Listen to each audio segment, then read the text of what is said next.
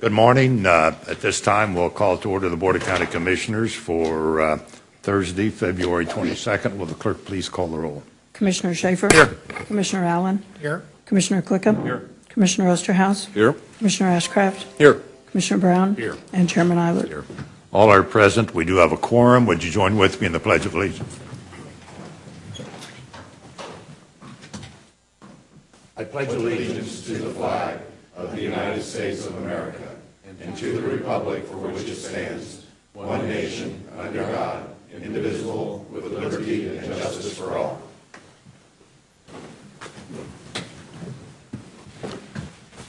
Would ask that those who are present, if you'd please turn any electronic communications equipment to silent mode or off so as not to interfere with our electronic transmissions. Thank you all for being here this morning. I think it's about time for Mother Nature to give us a break, at least in the first half of the day. But it is winter time. We do not have any presentations to make this morning, so we'll turn to the public comment portion of our agenda. If there's anyone present who would like to address the Commission on an item which does not later appear on the agenda, would welcome you to the podium, state your name and address, limit your comments to 5 minutes, and we'll be glad to receive that information.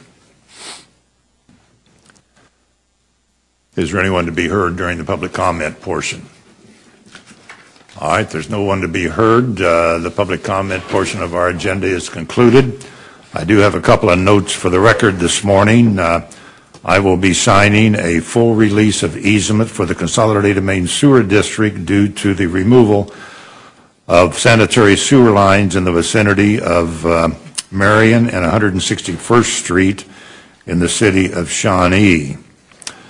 A partial release of easement for the Consolidated Main Sewer District due to the removal of sanitary sewer line in the vicinity of 127th Street and Benson Street in the city of Overland Park.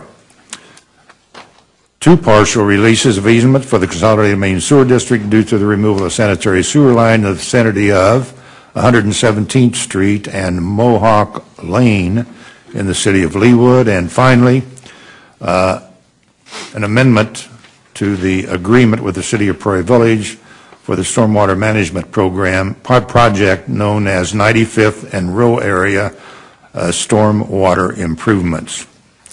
That concludes notes for the record. Moving to the consent agenda, would the clerk please read the proposed consent agenda items?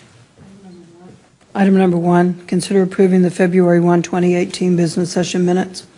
Item number 2, consider appointing Marilyn Lyons as the 4th District Representative to the Public Art Commission through December 31, 2020. Item number 3, consider appointing Jennifer Howerton as the 3rd District Representative to the Housing and Community Development Advisory Committee through March 31, 2021. Item number 4, consider approving an agreement with the City of Overland Park for the shared provision of advanced life support and basic life support services within the City of Overland Park. Item number 5, consider approving Johnson County's annual noxious weed eradication progress report for 2017. And item number 6, consider approving the Johnson County annual noxious weed management plan for 2019. Any commissioner have a question or like to have an item considered separately? Mr. Ashcraft. Number 5, please. Number 5. Okay. Any other questions? Is there anyone present who would like to have an item considered separately? If not, it's back before the commission. A motion would be in order. Mr. Osterhaus. Move that we approve the consent agenda items 1 through 4 and 6. Second. Motion's made and seconded to approve the consent agenda items with the exception of number 5. Would the clerk please call the roll? Commissioner Schaefer? Aye. Commissioner Allen? Aye. Commissioner Clickham? Aye. Commissioner Osterhaus? Aye. Commissioner Ashcraft? Yes. Commissioner Brown? Aye. Chairman Eilert? Aye. Motion carried. Mr. Ashcraft. Thank you, Mr. Chairman. Mr. Chairman, at the risk of being accused of being in the weeds, I was going to ask Mr. Hogue or Mr. Pedic if they could offer a little bit of insight on your report. You have some graphics kind of showing the Johnson County noxious weed issue over the last 10 years versus the statewide.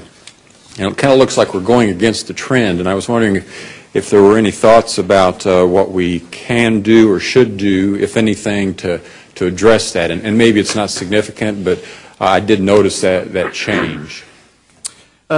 Jim Hogue, Noxious Weed Director for the county. So we have the two graphs.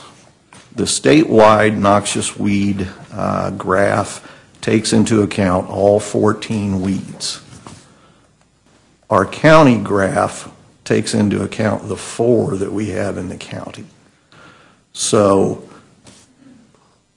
I'm not worried about the total infested acres. It may go up a little bit, it may go down a little bit. We obviously would want it to trend down, but I don't know that we can compare the two fairly, as we're not dealing with identical plants. So you don't feel that it's comparable? Is that what you're saying? I'm sorry. You don't think that the county trend is not comparable to the statewide trend? Well, the statewide trend takes into account all 14 weeds. We only have 4 of the 14. So our trend is dealing with only 4 weeds. Their trends are dealing with all 14. Okay, very good. That was not clear in the information. I appreciate that. Okay. Thank you. Any other questions? All right, do I hear a motion to approve? Yes. Motion has been made and seconded to approve item number 5. Is there anyone who would like to address the commission on this item? Any other questions? Clerk, please call the roll. Commissioner Schaefer? Aye. Commissioner Allen? Aye. Commissioner Clickham? Aye. Commissioner Osterhaus? Aye. Commissioner Ashcraft? Yes. Commissioner Brown? Aye. Chairman Eilert? Aye. Motion carried. Moving to the action agenda, item number 7. Resolution number WD 18-006. Conduct a public hearing and consider approving an enlargement to the Consolidated Main Sewer District and Consolidated Lateral Sewer District to include a tract of land located at 7054 West 163rd Terrace. This is a public hearing. Public hearing is open. Ms. McCarry. Good morning, Chairman and Commissioners. Susan Pickerick with Wastewater. This morning, this request is for an enlargement only. There are no funds included as part of this request. The property, we've got a map up here on the screen. The property shown in the red boundary here is at 7054 163rd Terrace, so just along Metcalf Avenue here on the east side. This property's septic system will be impacted as part of the Metcalf widening project, and the construction, I should say, of widening of Metcalf Avenue will impact this system, the septic system for this property. We evaluated alternatives for what the best way to serve this property would be, and low-pressure sewers were determined to be the best way to serve them. You can see we've got, here on the green lines, we've got existing sewers just across Metcalf Avenue. The property owner has signed the petition to enter into the district, so they'll be entering into the Consolidated Main Sewer District and the Consolidated Lateral Sewer District. Johnson County Public Works has entered into an agreement with this property owner to pay for the necessary improvements in order for them to have sewer system. The property is located in unincorporated Johnson County, but it's within 3 miles of a city of Overland Park and city of Leawood. And so therefore, Kansas Statute 19-270 is triggered, which triggers the public hearing for the enlargement. We notified the cities, we notified Johnson County Public Planning, excuse me, I need to wake up apparently, and there were no objections to this enlargement. The other thing that KSA 19-270 requires is a 3/4 majority vote in order to enlarge this property into the district. And so with that, I'll be happy to answer any questions. And that would require 6 of the 7 votes. Correct, yes, sir. Okay. Questions? All right. Susan, thank you. This is a public hearing. Is there anyone present who would like to address the commission on this item? There being no one to be heard, public hearing is closed. It's back before the commission. Do I hear a motion? Mr. Osterhaus. I'll move that the board approve and adopt resolution number 18-006, thereby authorizing the enlargement of the Consolidated Main Sewer District and Consolidated Lateral Sewer District to include a tract of land at 7054 West 163rd Terrace. Second. Motion is made and seconded to approve the resolution identified as 18-006 in regards to the enlargement of the sewer district. Any further questions or discussion? Clerk, please call the roll. Commissioner Schaefer? Aye. Commissioner Allen? Aye. Commissioner Clickham? Aye. Commissioner Osterhaus? Aye. Commissioner Ashcraft? Yes. Commissioner Brown? Aye. Chairman Eilert? Aye. Motion carried. Next item. Item number 8, resolution number WD 18-005. Conduct a public hearing and consider approving a sewer system enlargement and transfer agreement with the Johnson County Airport Commission, enlarging the Johnson County Executive Airport Sewer System into the Consolidated Main Sewer District and Consolidated Lateral Sewer District, and approving contract number 4 of Blue River number 16, and authorizing funding in an amount not to exceed $267,000 to design and bid construction of sewers and sewer-related improvements to serve contract number 4 and Blue River number 16. This is a public hearing. Public hearing is open. Ms. Pekarik. Thank you, Chairman. Susan Pekarik with Wastewater.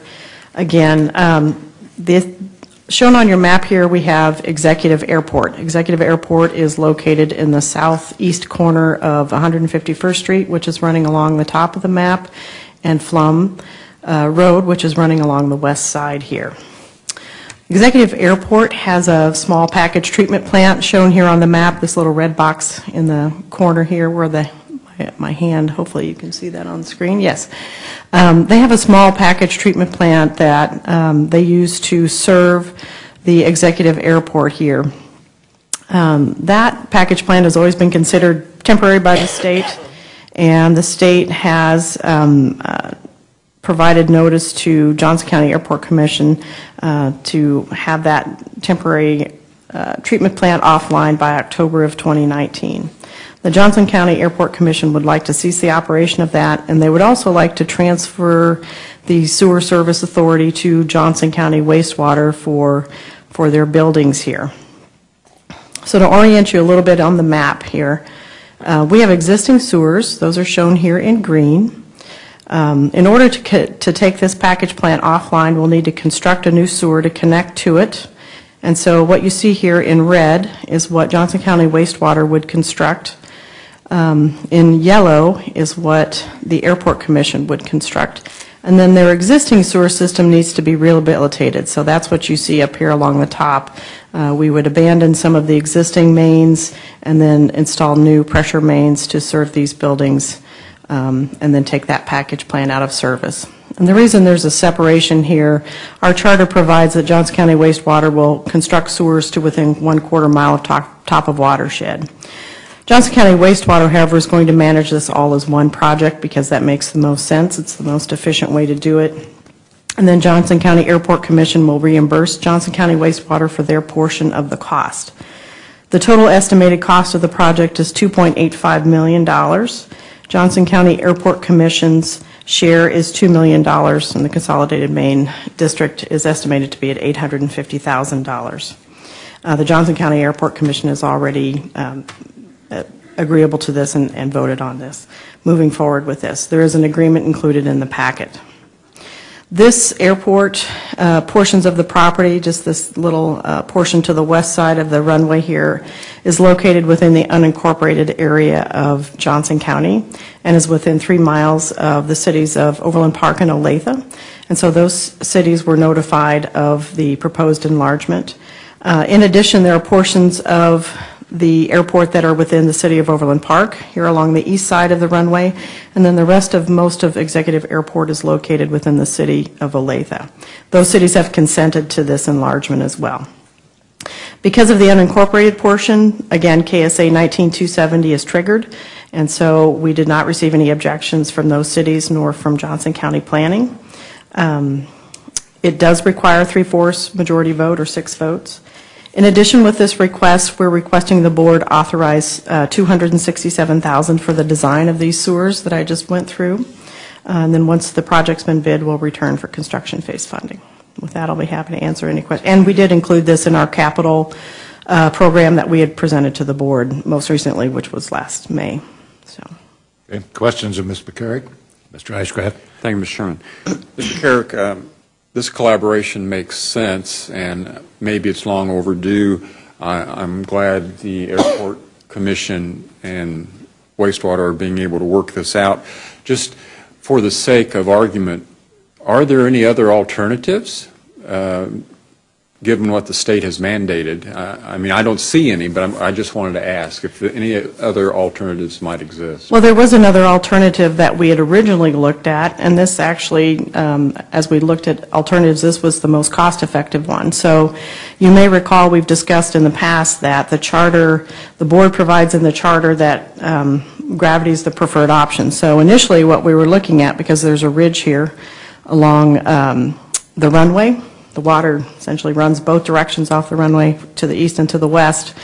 Initially, we were looking at serving the east side from the green sewers you see over here, those existing sewers, and then on the west side, the way you see the red line. That's actually more costly because the airport's built on a lot of rock, and so that would be very costly to install.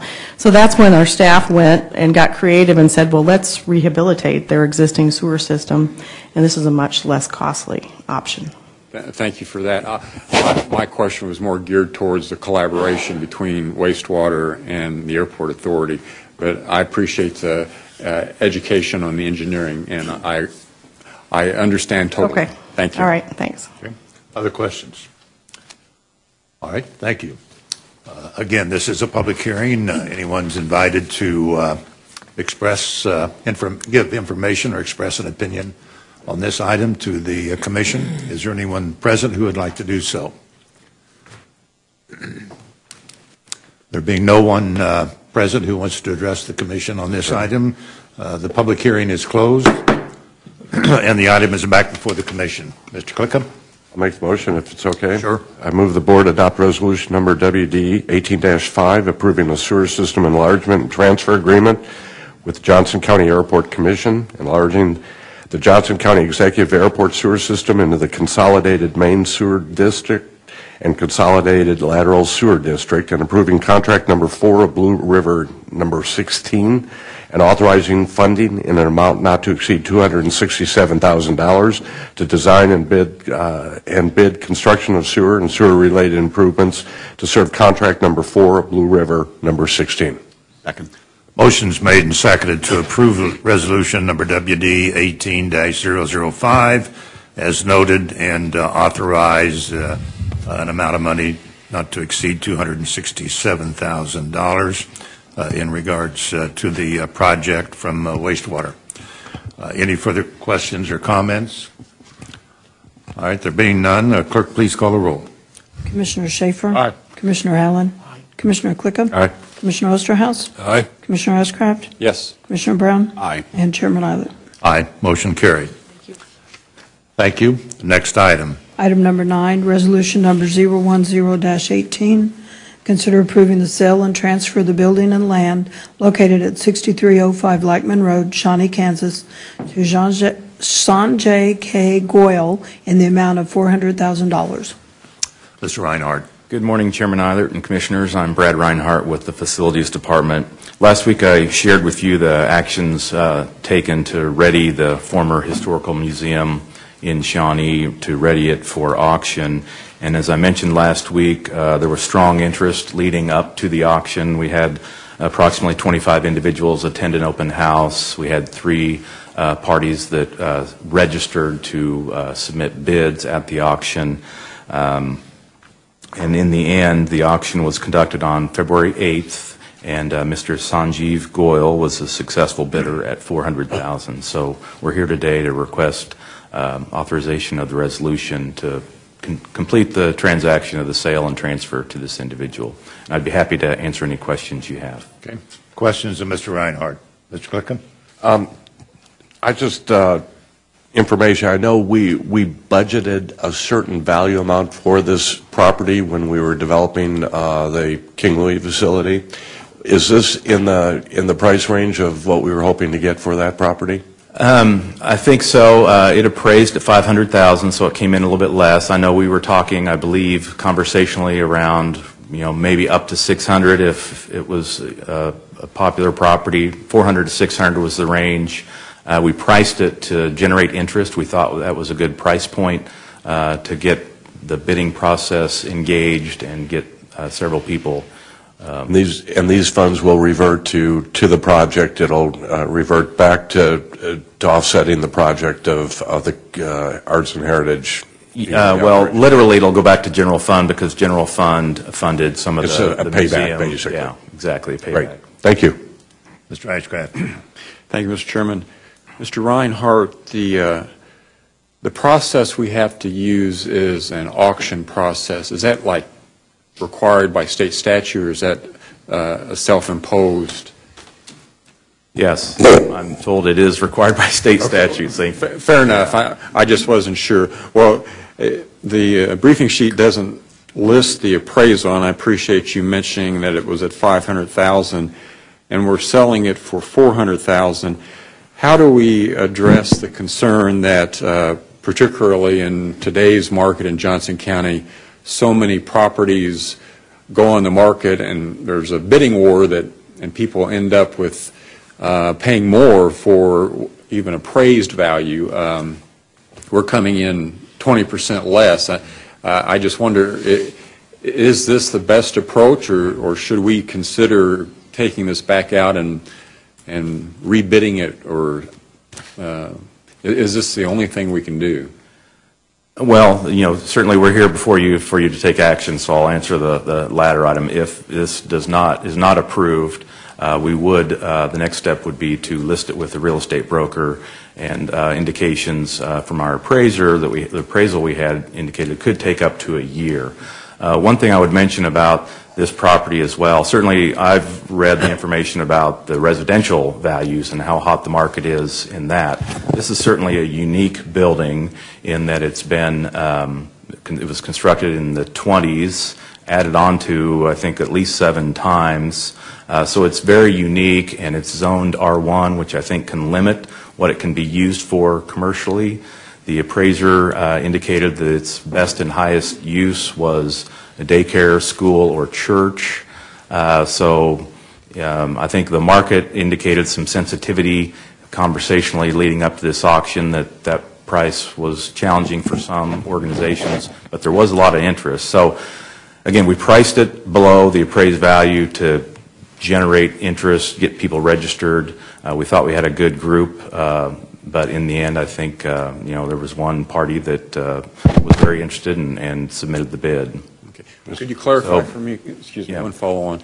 Was this a commercial appraisal, or is this an appraisal done by our appraiser's office, or how does that work? It was a private appraisal company that we had come in, but we did check with the appraiser as well to compare the value that they had on the books for this property. Okay. Sure. Okay. All right. Thank you. Mr. Chairman, in response to Commissioner Ashcraft's thought of whether or not we delay this and maybe go back out, trouble I see that if we did that, number one, the process doesn't change unless we go to the legislature and find a different way to be able to negotiate property transfers or purchases and so forth. And then I think the other concern that I have, the amount of time that would take and cost of staff time and efforts, it would start negating that, it would minimize that difference between where we are today and what we would hope to get. And so I guess those are some of the reasons I think it's probably best to just move forward with this and get it done with. Well, yes, Mr. Allen. Just one quick comment. I think this building had significant water problems in the lower level.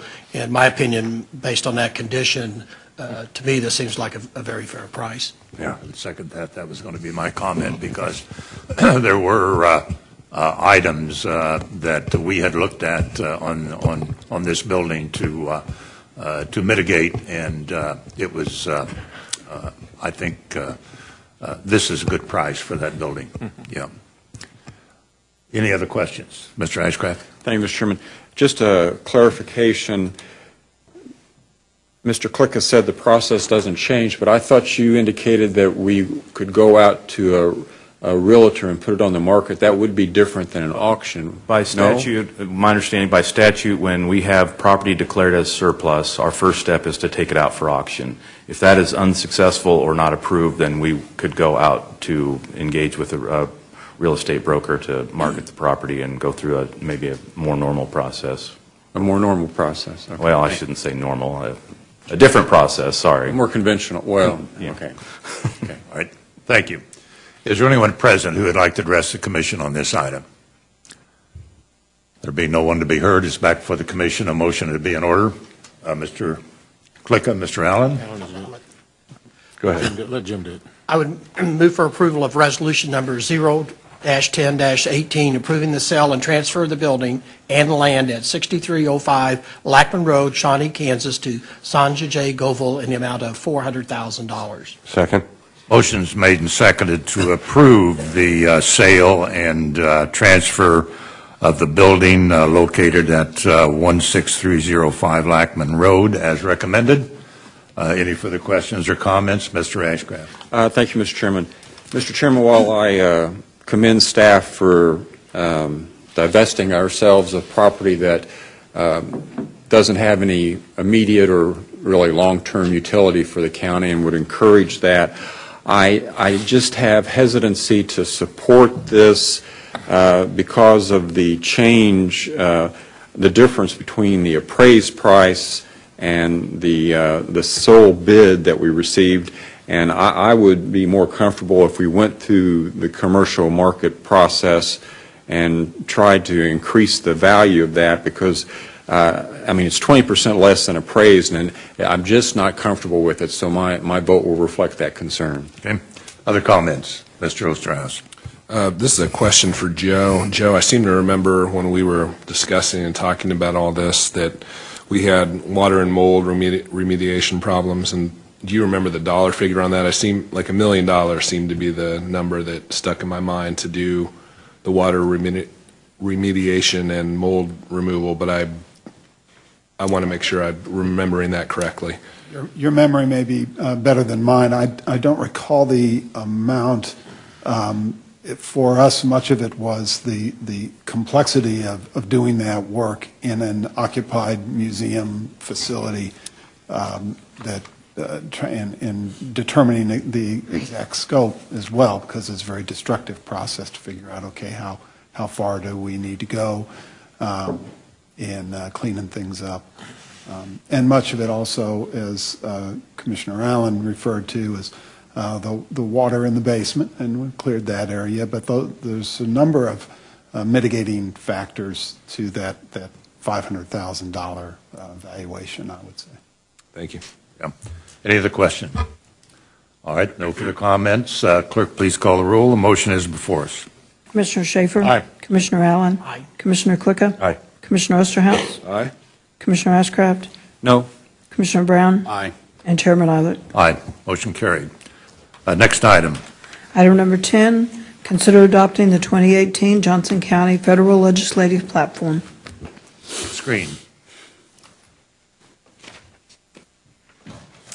Good morning, Commissioners and Chairman. I'm Cindy Green with County Manager's Office, and I'm here to request that you adopt this legislative platform for the federal level that we will be taking out on our trip to D.C. next week for our Hill visits when we're meeting with our senators and representatives. So the document you have in front of you, the only revisions done to it were making a clean copy so it was easier to read. But if you have any questions or other additional comments from the last two editions, I'd be happy to answer those.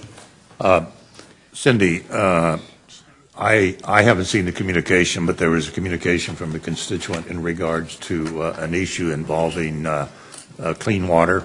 Yeah. And as I recall, it was not to diminish the requirements of the Clean Water Act, but we, in fact, had opportunities presented with the EPA on the Tomahawk Creek sewer plant to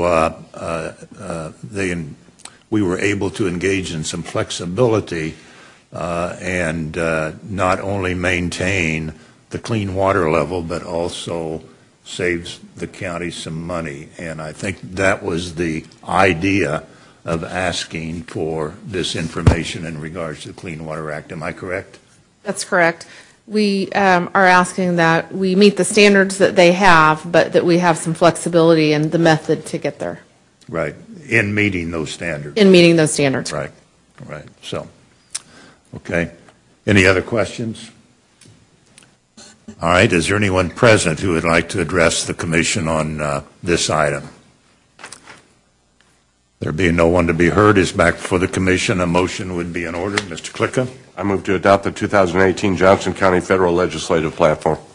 Second. Motion is made and seconded to adopt the proposed federal legislative platform as noted. Any further questions or discussion? Clerk, please call the roll. Commissioner Schaefer? Aye. Commissioner Allen? Aye. Commissioner Klicka? Aye. Commissioner Osterhaus? Aye. Commissioner Ashcraft? Yes. Commissioner Brown? Aye. And Chairman Eilert? Aye. Motion carried. Are there any other items? No, sir.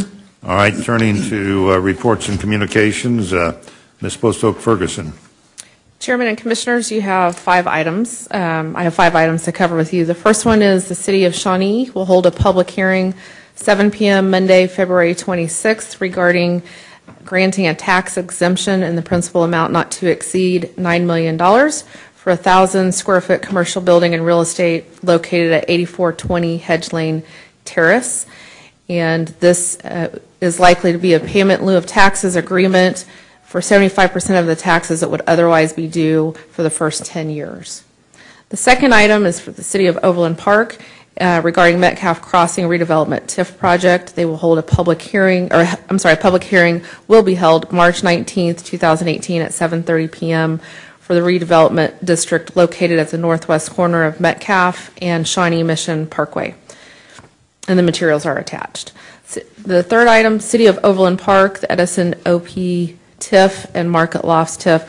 On January 22nd, the Overland Park City Council held public hearings on 3 related items.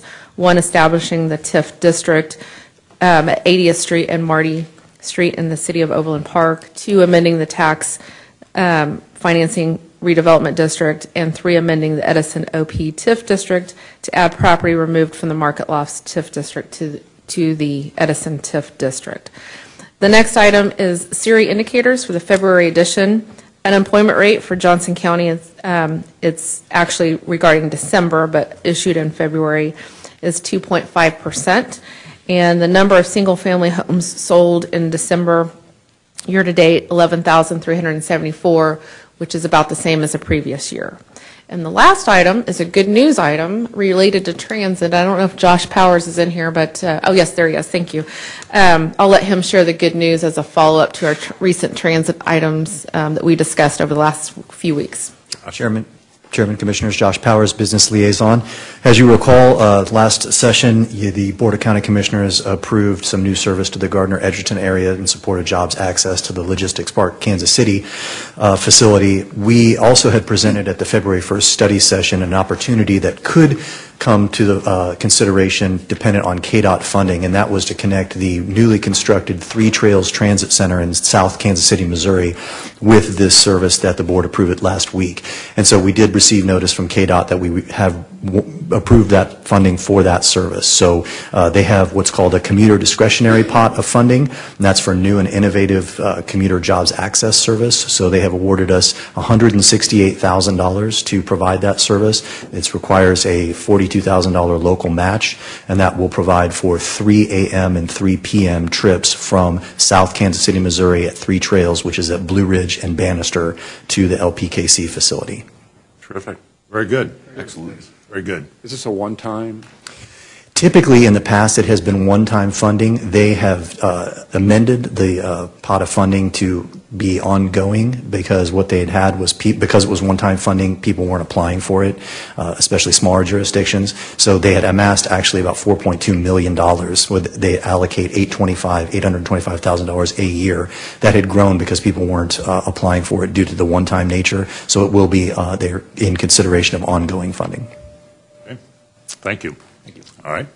Any other questions, Mr. Ashcraft? Thank you, Mr. Chairman. Ms. Postoke-Ferguson, on the City of Shawnee federally taxable private activity revenue bonds, I was trying to find what the cost-benefit analysis was and its impact on the county. I just didn't see anything in there. I think it's what do you call it, a pilot or Yes. for the city is evident, but we don't have any information on what, if any, impact it will have on the county, or are our funds not at risk here? I didn't see anything attached. I can follow up with, and I don't know if staff already asked that question. Okay. This isn't here, so I can find out. Well, I'm not that familiar with how federally taxable bonds work. And on the other two TIFs, I wasn't clear in terms of what the cost-benefit analysis was for the county. It looks like there are also allocations made for the cities, but then the county's impact is not identified as best as I can tell. Is that correct? I believe so. Okay. All right. Any other questions? Mr. Brown. Thank you, Chairman. I share the same concerns as Commissioner Ashcraft, and I've expressed this before. Just as a point of clarification to the county manager, when we see this here, if we don't stop it here, is it silence is deemed approval, or is this going to come back at some point? I'm still vague on what this is telling me, and if I'm agreeing by saying nothing, am I agreeing to it? Mr. Jarrett, yeah, it depends. There is a specific process state statute requires, and the timing is sometimes at issue. Well, and it depends on which type of project we're talking about. Your standard TIF type project where we have the ability to say we don't want to participate and back up the project, in which case they can exclude us and go without us, or however they want to do that. On some of these, though, like the revenue bondings, that's information. I don't believe we have the ability to say no to those private activity type bonds, but we will look at whether we have those options and make sure that you have those if they're coming. But it will depend each time. If it's a neighborhood revitalization, there's a different process. If it's a TIF, it's a different process. If it's a revenue bond approval, there's a different process that we have to go through, and whether or not we have any say-so to it. But we will get you an outline of what those are. But let's focus on the TIF. As I recall, a jurisdiction's ability to make a decision about a TIF is very, very early in the process, and there is no financial data available for anyone to review. The financial data comes after the TIF has been authorized. Then the work goes to provide the financial data. So when we see the financial data, the TIF decision has already been made. Yeah, the TIF comes to us in two different ways. The first generally is creating the TIF district. That is setting a boundary around which TIF projects can be applied for and put in place. At the time that the TIF district is created, the county can say no. Once the TIF district is created, then the cities can have TIF projects within the district. That's typically when you get somebody that says, here's what I'm going to build, and as the chairman said, we get the financial information that tells us what the exact impact on us is. At that stage, we don't have the so-called veto of the project. It's only when they're creating the TIF district itself. The difficulty at that point in time is that the standard that we have for objecting is that it will have a detrimental effect upon the county to create that, which is a very hard showing to make, that there is actually a detriment to us from creating the district, because you don't even know at that time what projects are going to occur in the district. So the process itself does not lend well to A, giving us information, but B, having the ability to act as a Board of County Commissioners one way or the other. I wish I could go to my bank and get a financing package structured that way. I'll let you know how it worked out. Don't we all? Yeah. Okay, so you'll copy us with that information, Mr. Jarrett. Yeah. Mr. Chairman, just as a quick follow-up, I would like a summary sheet of each of the Types. TIF, IRBs, each of those, and the process with some bullet points, so that I have a sheet I can keep so that I don't have to keep asking you this question. In a vacuum of information, we're going to continue to have this conversation and these questions. So if we could educate me, and I suppose the rest of us would be good, to have that, I think that would be beneficial. Mr. Ashcraft. Mr. Chairman, a follow-on, because there had been some conversation, and I don't know what the status of this is, but there was some conversation that within some districts there are multiple projects, and each project has a life expectancy, and I'll say on average of 20 years. There was some effort that as new projects were added, that there was an attempt to redefine that 20-year timetable to extend out for all the previous projects. And that then gives the earlier projects much more than 20 years of these tax incentives.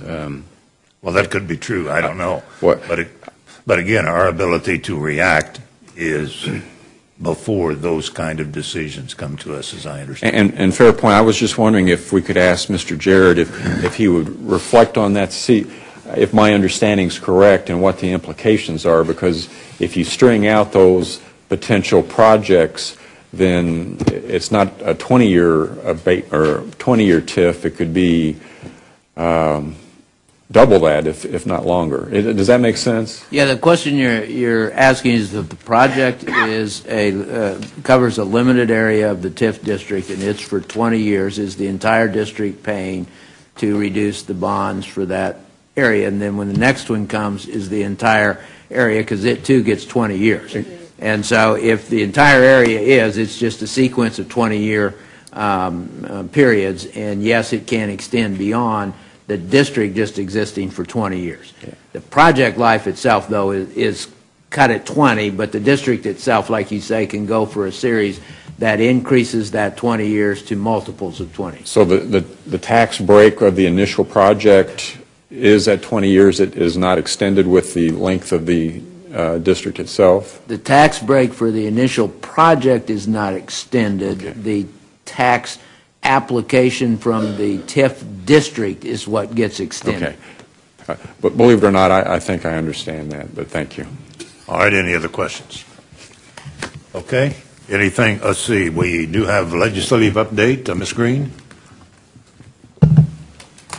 Hello again, Cindy Green with County Manager's Office. In case you heard, the governor did close the state offices in the Shawnee County only. But the Capitol is open for business today, which is good news because we had a bill yesterday that is in one of our top 5 action items in regards to our election commissioner that had been passed on for final action today. So I was a little nervous when I heard he was closing the offices last night and thinking we might have to sit on this for a week. But they will be taking action. They could be working on it right now. They were going in at 10 o'clock in the House. And this is the bill where we were looking to get authority over the election commissioner's budget and have them follow the county personnel policies just like our other departments do and how our other 101 counties do. We had Representative Boyd is a former county commissioner that actually got to introduce the bill on the floor yesterday, and then we had some Johnson County representatives that came to the well in support with us. So I want to make sure I tell you that so when you see them you can thank them. But Representatives Patty Markley and Representative Stephanie Sawyer-Clayton came and helped with the support. We did have a couple amendments that tried to come on the bill. Representative Vic Miller out of Topeka tried to put on legislation that would become an elected position in those 4 counties, those 4 election commissioners, and that failed. And then one of our Olathe representatives, Keith Esau, tried to put an amendment on it that we would have oversight for personnel policies, but not for the budget. That also failed, so we were thankful for that. The vote was 86 to 31 to send it to final action today, and as soon as we get word that that's passed, I will send you that, and then I will also send you a list of who our representatives were that voted in support of that, so again, that we can be thanking them. Some other legislation that's being heard today is House Bill 2701, and this is an act concerning broadband. It kind of started out as they were calling it rural broadband, and we kept encouraging them to remind them that Johnson County has issues where we don't have either high-speed broadband or broadband at all. So this act is taking on just a broadband name, which is good for us, and looking at statewide expansion. And they're going to create a task force to be looking at this to see how we can best be funding this and what makes sense for the entire state. Another bill that passed out of House and it was introduced into the Senate today is in regards to designating Sedgwick County as an urban area. Doesn't typically impact us, but just to keep you in the loop that we may not be the only county in the state soon that's listed as an urban county. Today is known as what they call turnaround day, where if a bill did not get through its House of origin, it would be dead for the session unless it's an exempt committee or been labeled an exempt bill. So things were really hopping this last week. They will be on a 5-day break, and we will start back up next Wednesday. Just as I was coming in, I was on the phone with our lobbyist, John Federico, and kudos to him and Stephen back on our election or commissioner bill, because they have been great help in lifting weight over there to get that through like they did. But we're going to be having a hearing in the House or the Senate Tax Committee on Wednesday at 9:30 in regards to the big box stores. They are going to allow the big boxes to come in and make some presentations to the committees. So we don't know if we're going to have an opportunity to speak also. They're checking into all that with the committee chairman, committee chairwoman. So, but stay on alert that we will probably be asking some of us to go over there and be represented in that committee, even if we don't get to speak, and then what our game plan is talking with our elected officials. That is on Wednesday, February 28th at 9:30 in the morning at Senate Tax. Stay tuned for any changes. Correct. And that is all I have to report today, unless there's additional questions. Mr. Ashcraft. Thank you, Mr. Chairman. Ms. Green, you made reference to Sedgwick being an urban county. What's the significance of that for Johnson County or for them? I mean, I am not clear on all of the impact of that, but there is other things that they can do and how they do it. And maybe Don Jarrett even has more information, because I think that question was asked early on. It doesn't affect us directly, does it? No, okay. It would not impact us negatively. It's just that sometimes I think us and Wyandotte County are currently the only urban counties. And it also depends on what the application is, because there are some statutes that for certain purposes other people are considered urban counties, but primarily Johnson County is the only legislatively designated one. Wyandotte County is, as a combo, has their own status. Okay, thank you. All right, thank you very much. That concludes the reports and communications. Turning to commission comments, I'm going to bring up one issue before I ask others. Becky Salter, Becky, are you here? Would you give us a report on the search process and the information we received back? Happy to. Becky Salter, Human Resources. As you know, we sent out a very informal request for submittals related to the recruitment for to replace our county manager position. We sent out 40 requests, and out of those, we received responses back from 26 firms total. About half of those, 14, declined the opportunity, whether it was due to their current workload, whether it was just not in their bailiwick. But we did have 12 responses, and I think there was a pretty good mix between public, private sector.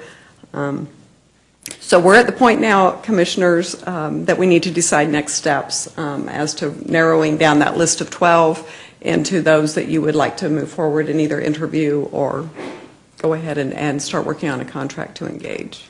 All right, thank you. So we do have 12 who have indicated an interest. The question that I'm going to ask for discussion is timing on when we begin that process.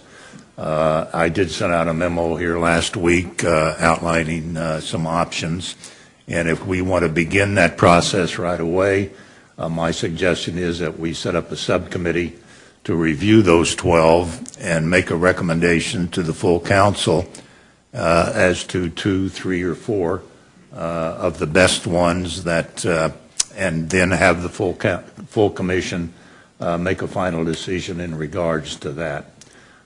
This information has to be final decision, and commission discussions have to be in an open meeting. So keep that in mind as we evaluate anybody's proposal. The subcommittee would allow us to gather more specific information and then make recommendations to the full board.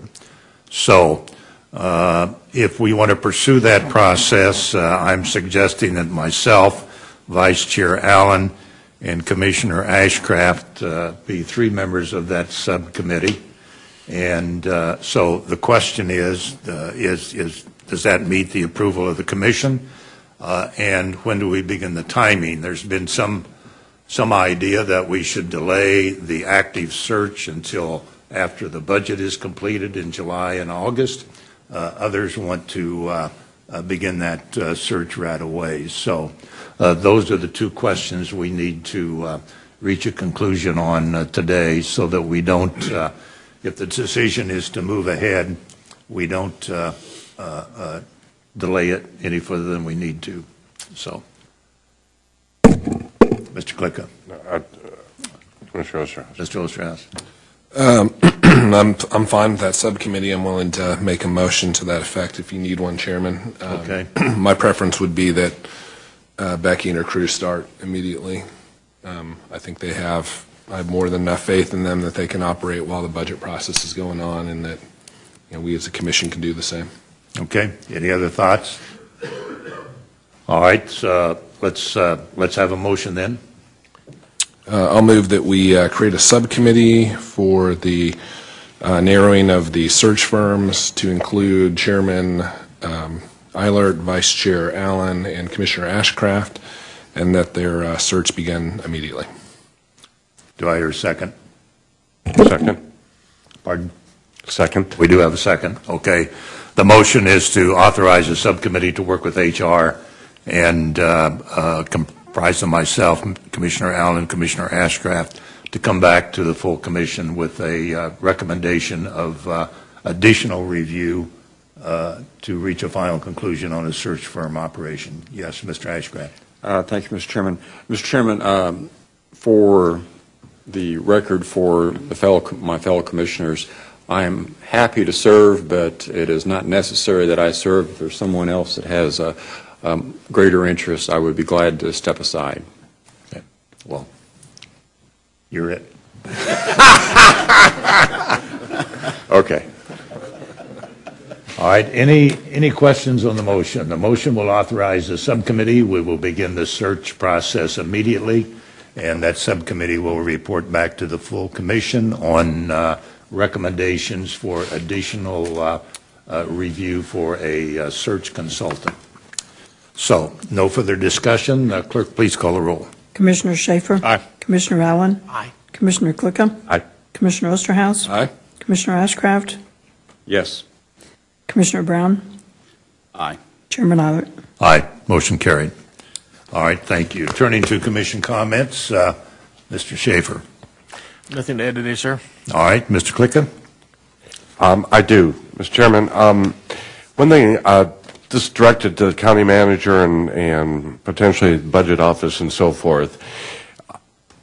Recognizing the changing or potential changes that are coming down the line in the market relative to interest rates and different things like this, I'd like to get a little more educated on the timing of the bond, the sale of bonds that we're going to have relative to the Tomahawk and courthouse, et cetera, here, to ensure that we're taking advantage of the timing. And if we're seeing interest rates starting to increase and creep up, my suggestion, if we've got the ability to move sooner than later to get this done, it seems like it would be appropriate, as for every quarter to half point that the interest rates go up, we're talking about $1 million long-term debt.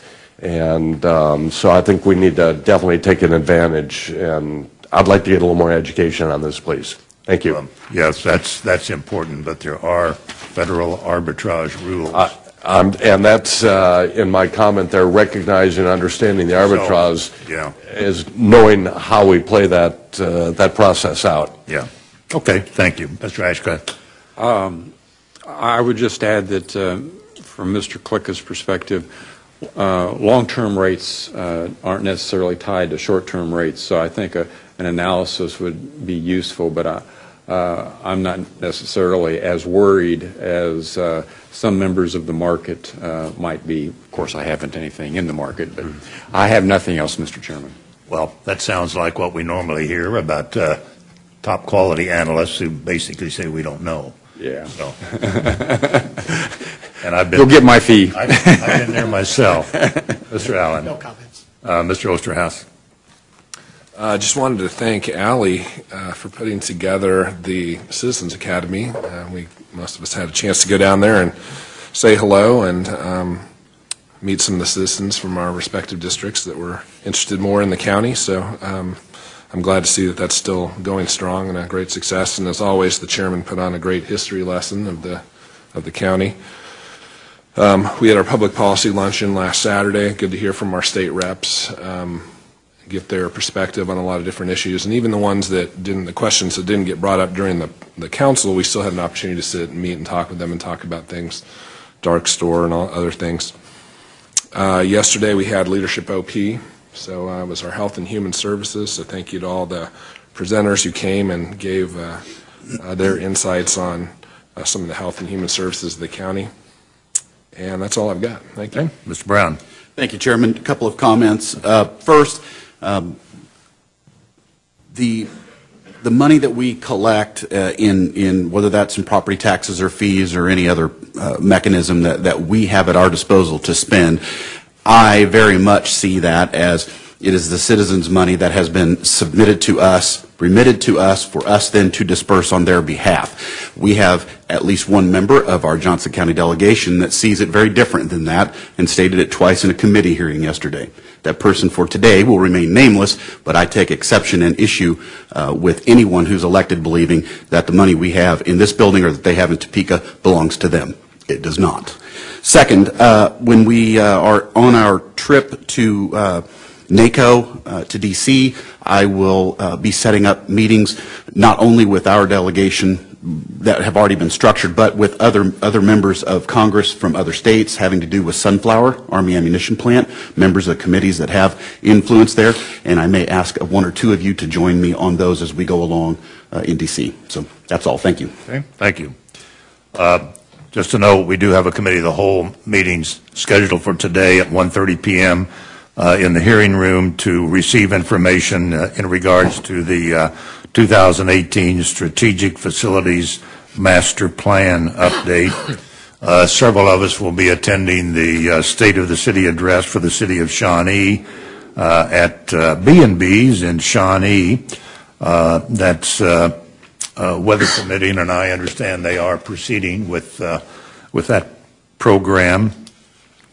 And then Tuesday, February 27, there will be several commissioners attending the Overland Park State of the City. That's at the Overland Park Convention Center.